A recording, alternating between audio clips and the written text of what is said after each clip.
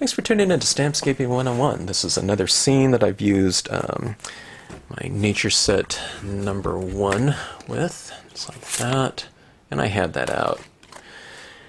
Anyways, what I thought I would do, one of the scenes that I used to do when I first started demonstrating Stampscapes, I had a stamp called Field of Lightning, and it was one of the first lightning stamps that I'm aware of that had the reverse imagery of lightning as opposed to being a positive, like a bolt. You know, those were most of the lightning, you know, images that you would typically see out there on the market.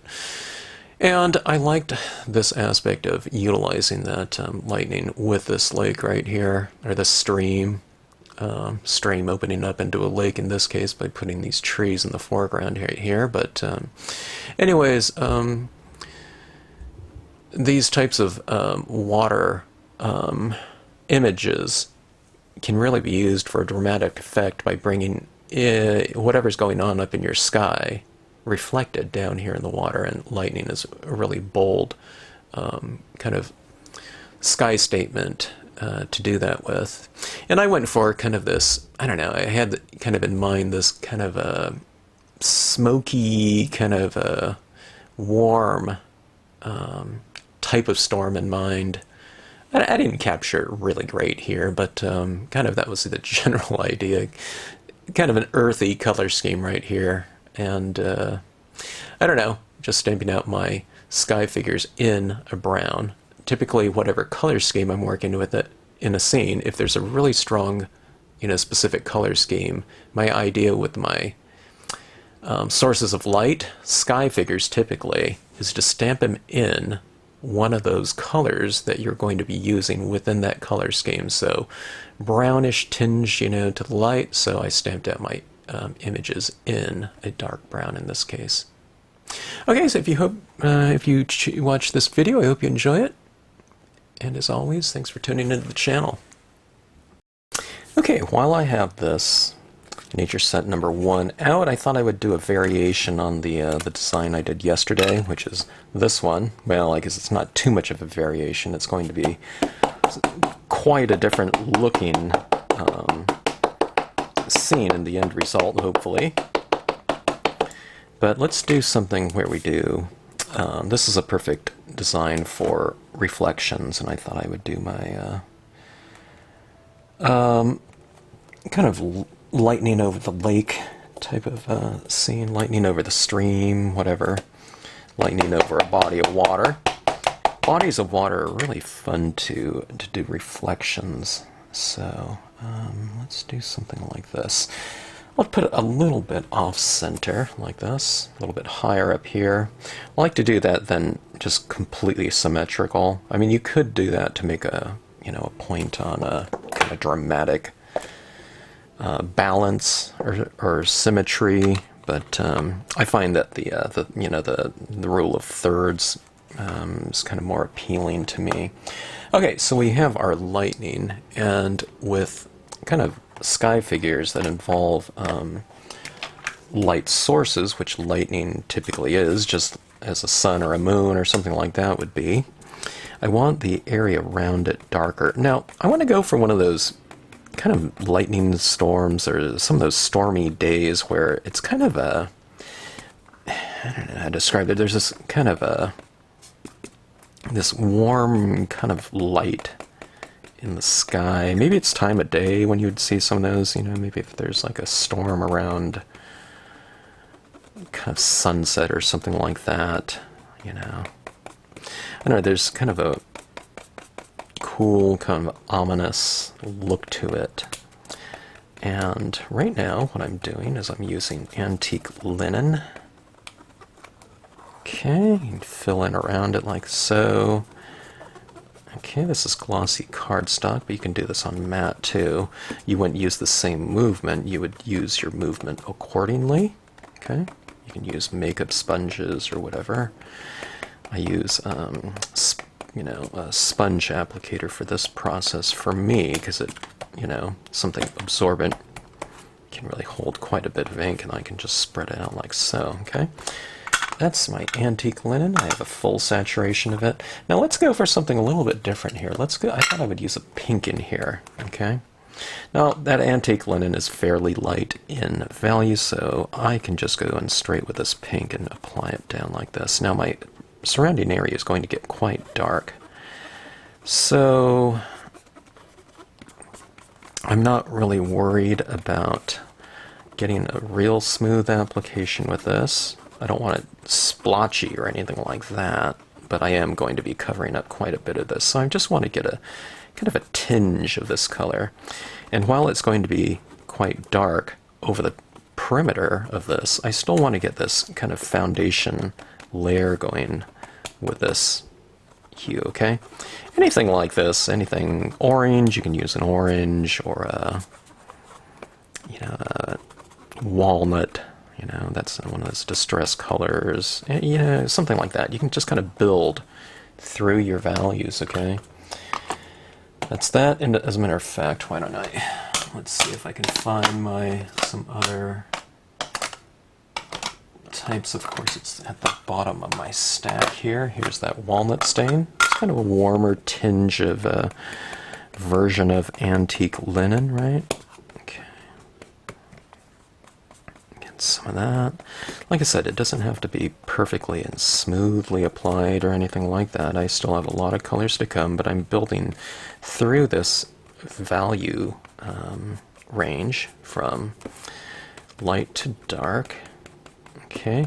Now, when you start applying some of these darker tones, it's not really key with your lightest of colors because they are so light, but be careful not to color out your light source. These stamps are tonal, so they kind of fade out on the side, in terms of that lightning, so there's not a real super definitive outline on the side. And that's where some people get a little intimidated because they don't know where to stop coloring, where to end. So you just have to be careful not to tone out your bolts of lightning if you want those to remain light and thus become our light source, okay? Don't be intimidated about kind of clear delineations, outline designs, coloring book styles of not having that kind of outline coloring book style of coloring. With these stamps, it just means that you just kind of go into the stamps a little bit, 1/4 inch or something like that, 1/8 of an inch, 1/4 inch, 1/2 inch, there's plenty of leeway to blend in your designs to the outside area. And you'll see it more when I, kind of get into this one a little bit more. You'll see that lightning really start to become kind of the star of the show in terms of kind of spotlighting. In other words, I want that lightning to stand out, so it's almost as if I want it to, look as though the lightning is, or the light is emanating from that lightning, but it'll be like 2 spotlights on it. So this is what I often do in my scenes. I have a video on this one too. It's easy scenic lighting, and all I do is I just keep an area light up here and light down there. It's dark in the middle. And that becomes light source and reflected light. In this case, it's, a direct reflection. It doesn't have to be the same image. You can just have an area on the ground. Let's say if this was a meadow or something like that, it'd be kind of nice to keep it illuminated down here as well, as if that surface is reflecting the light from above. And that's your scenic lighting. Some people have a hard time with lighting, which means that they keep their light source light, but then they don't have any light below it on the ground. Could be water, could be mountains, or like a grassy meadow or anything like that. Okay, now let's see, we've worked through those browns. Now let's go all the way back to this dark brown that we stamped out our image in. Whatever color you stamp out your subject matter, and kind of incorporate that same color into your color scheme. It'll bring a lot of continuity, and it will anchor your imagery out. So if you stamp it in black, I would recommend a little bit of black, kind of in your toning process. It doesn't have to be a lot of it. It doesn't have to get real dark all the time. But if you just kind of use a little bit of it in there, it kind of represents kind of the same value that defines the shadows on the image brought into the rest of the scene. Okay. Alright, so kind of toning in like that. See that? The darker I go with my tones, especially around on the perimeter, the lighter my light areas are going to seem. One of the things I'm looking at right here, this is where I start to make my little adjustments. I feel that that's a little anemic looking in there, so let's go in and go back to that antique linen and bring a little bit more of this into my lightning. And I'm not going to go over all of it, but I just want to kind of lighten that up, or brighten that up a little bit. Kind of a greenish tinge might be kind of interesting too. It might look really kind of ominous looking. Okay. So a little bit more tone in there. Okay, let's go to black. I am going to be using black in here. One of the things that I wanted to do on this scene was I want to incorporate that. I wanted to go really dark on this one, and I wanted the sky to be, you know, fairly dark already using what I'm using right now, which is my Marvy Black, which I always thought was really quite dark.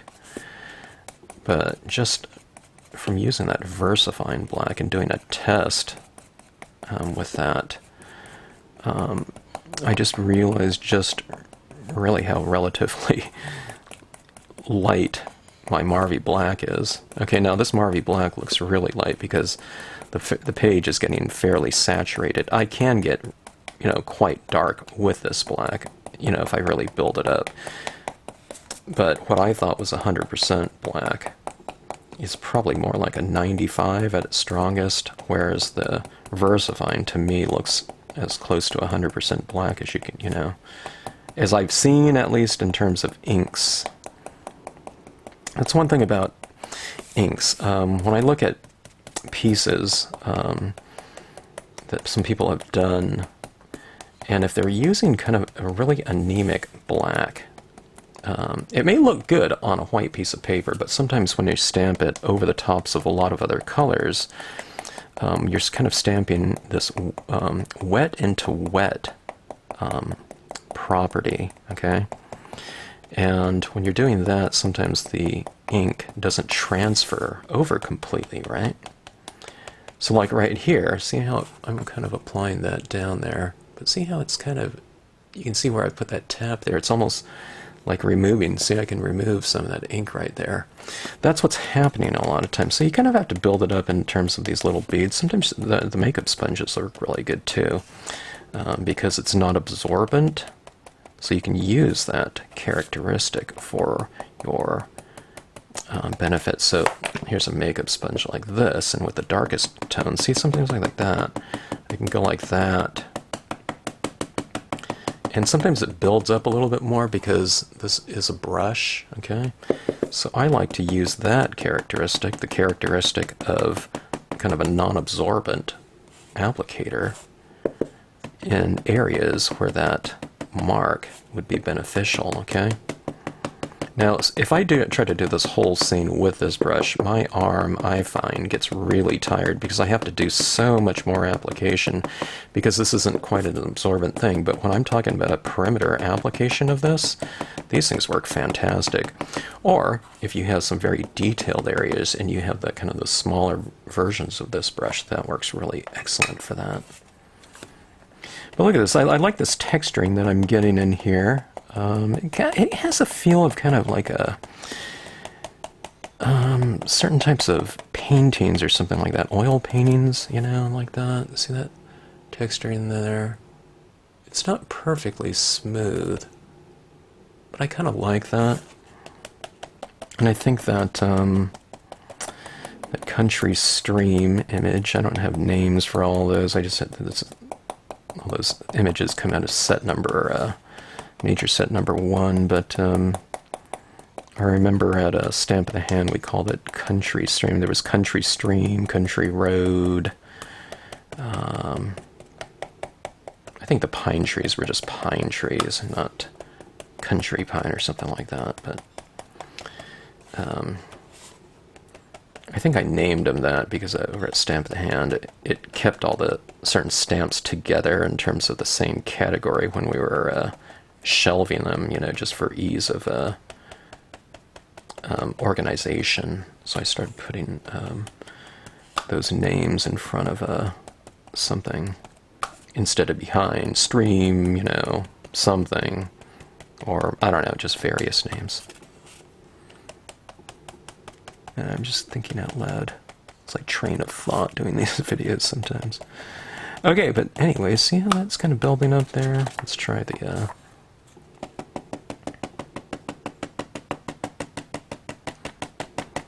I find when I'm doing this brush to really get kind of in a nice ergonomic motion, otherwise I start getting kind of tired in my shoulder when I'm doing this. I don't know, maybe because I'm kind of extending out or something like that sometimes. It's a fairly new tool for me in terms of my applications, so kind of position yourself in a really nice ergonomic position for when you're doing these types of applications. I always turn my card more than I turn my arm. Okay. I don't know, unless you see it as like a shoulder workout, then, you know, by all means, but just, you know, kind of keep that in mind. You don't want to stress any part of the body, which I don't know. I mean, if we're doing this for, you know, hours and hours a day, then I could, you know, you might want to be careful. All right, but look at that right there. So that's kind of a nice glow. Doesn't look like anything right now without the imagery, though, does it? Okay, so let's hit it with this VersaFine right here and take a look and see what that looks like.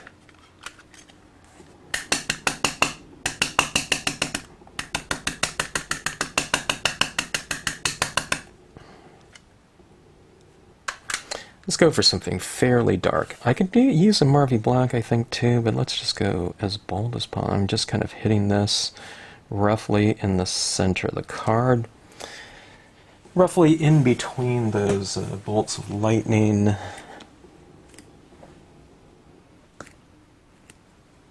Okay, allow that ink to transfer.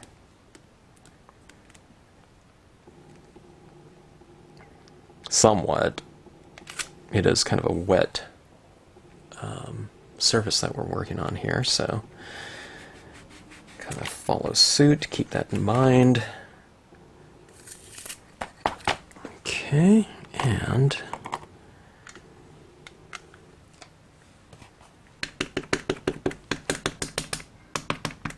I'll go with this pine tree like this.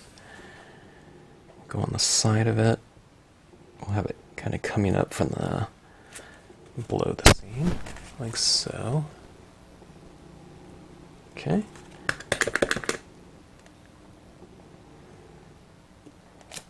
Why don't I just do the same tree over here? There's another set. You know, it's like a duo pine.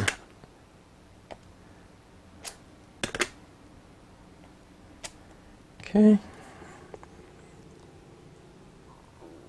Kind of anchors the bottom of the scene a little bit, doesn't it?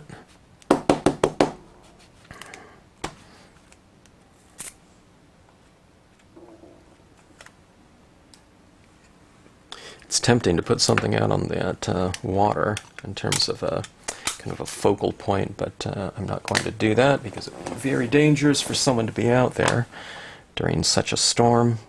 Okay, now I used this yesterday. I like a little bit more texture in my pieces, so I didn't have these little tiny rocks way back in the day, but I'm going to add that down in my water.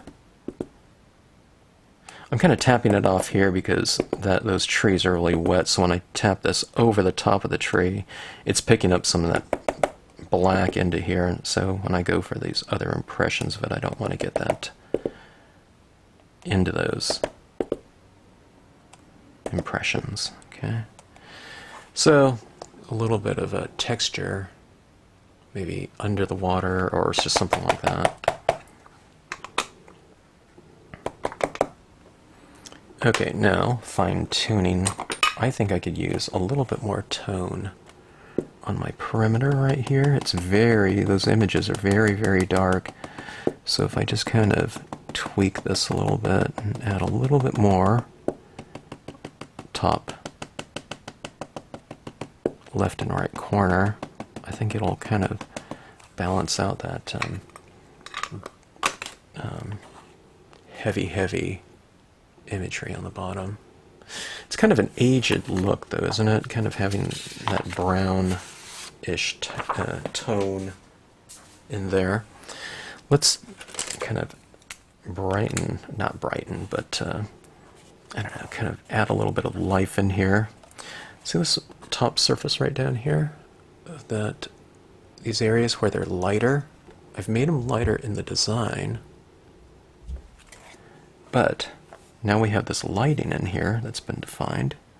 So I'm going to bring a little bit of this light into those areas to try and create this illusion of reflected light off of my surfaces.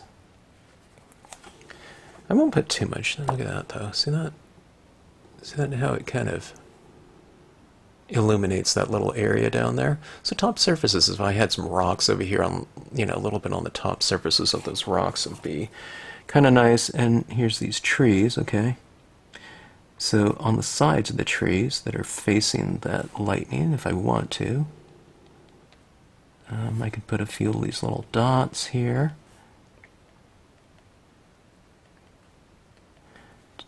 to reflect that strong bolt of lightning that's illuminating this landscape. Okay, so on the trees to the right of the lightning, I've put left side illumination on them. See that right there? Just a few little dots like that. Okay, so where would you put the lighting on the trees to the left side? You'd have them a little bit right side illuminated.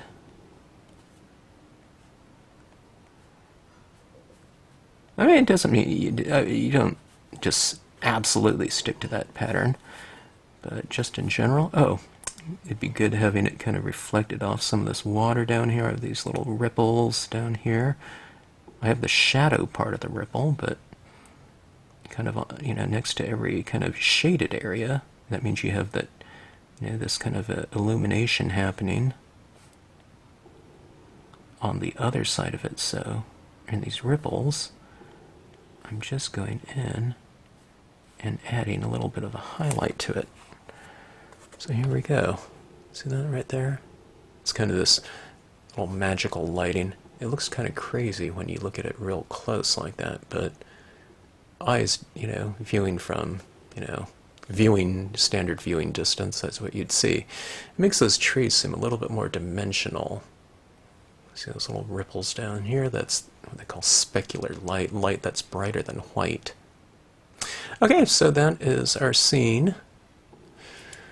You can put moons up here, suns, clouds up here, put them clouds down here, and it's just fun to reiterate the characteristic of those qualities that water can have in terms of it being somewhat of a mirror of what's happening above it, in this case up in the sky. And it can bring kind of a nice sense of maybe drama into a scene. Okay, thanks for watching. Hope you enjoyed it. And that is the light over the stream video.